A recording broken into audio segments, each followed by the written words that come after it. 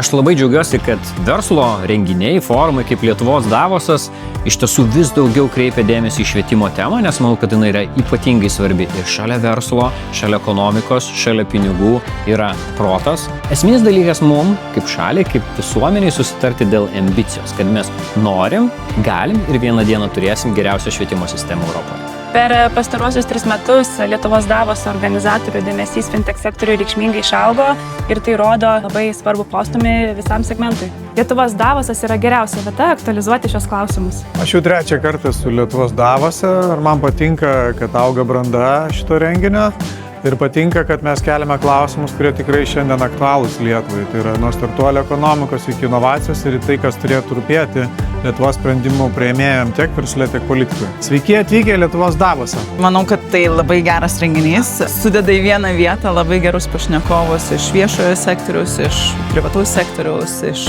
akademijos. Ir mes turim labai gerą platformą diskutuoti tikrai opiais Lietuvos ekonomikos klausimais. Sveiki atvykę į Lietuvos Davosą.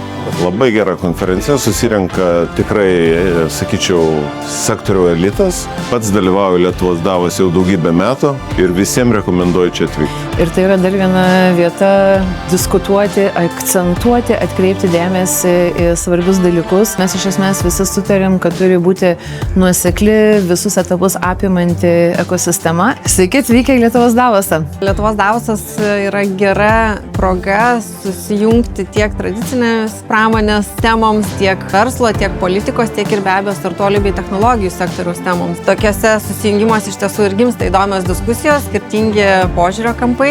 Tad kviečiu kitais metais vėl susitikti Lietuvos Davose. Sveiki atvykę į Lietuvos Davosą. Dalyvauju jau daugiau nei 10 metų. Prasmė yra labai paprasta. Nupiešti ateitį, kuri bus pasiekiama. Ne teorinė, o praktinė. Ir pastarosius 10 metų tai vyksta. Mano manimu, Lietuvos Davosas yra A lyga. A lyga krepšinėje, A lyga futbole ir visur kitur. Kviečiu visus dalyvauti.